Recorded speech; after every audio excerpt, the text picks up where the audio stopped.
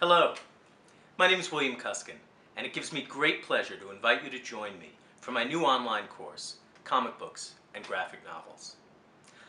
I study medieval literature by training.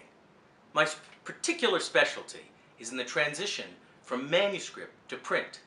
That's the transition from handwritten individual books of literature to machine-produced literature that reaches out to thousands of people. I've taught comics for about 7 years now, and I've taught them in small classes and large lectures. I've taught them to undergraduates and in high-flying graduate courses. I've taught them in classrooms and online. And the thing I've learned in teaching comics is that comics allows me to teach the bedrock of humanist skills right away. Where teaching traditional literature takes me a long time to evolve the study of language and the historical context, with comics I can cut to the story right away.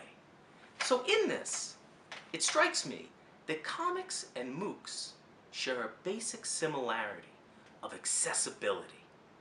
Comics are accessible in a way that few literatures are. You can just jump into comics. You don't need to be intimidated by the history of literature. You don't need to know Greek and Latin to read comics. You can just jump right in. MOOCs are the same way. MOOCs get rid of the gatekeepers of higher education. They get rid of the admissions officers and the financial aid department. MOOCs and comics democratize higher education. They're both iconoclastic and they break things down, and they're accessible in both form and content.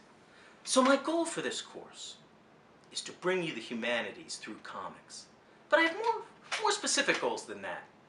I have 4 specific goals of what I hope to teach you over the next 7 weeks.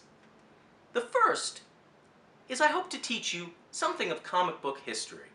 Over the past 110 years, comics have evolved and gone through a number of different changes, and I hope to sketch that out for you. I also hope to teach you a flexible interpretive framework for understanding how comics work, for understanding how the creators and illustrators get at the heart of the story. I hope that opens up comic books for you and gives you a deeper appreciation and enjoyment of what they are. Third, I hope to teach you to express that appreciation more effectively. Writing has some basic principles, and I believe I can communicate that to you quickly and effectively in a way that will help all your writing, whether you're writing college essays or whether you're writing a memo to your boss. I can shape your writing a little bit and help you communicate more effectively. And that brings me to my larger goal for this course, which is I hope that in writing and thinking about comics, you get to know your own imagination a little better.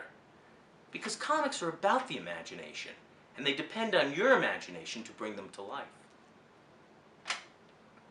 That brings me to my larger point. We live in a strange world right now. I don't need to go on about this, but we live in a world of change, a world that's somewhat scary.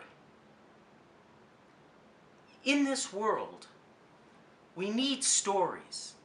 We need stories to help us figure out where we've been and where we're going. Stories help us live. They help us breathe in a world of change.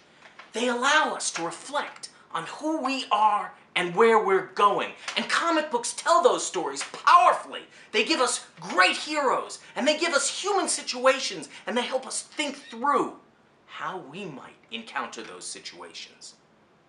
So this world is strange and it's changing. But art is generative.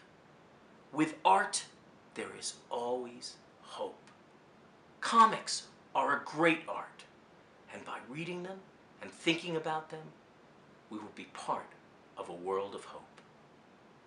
Thank you, and I hope to see you in my online course, Comic Books and Graphic Novels.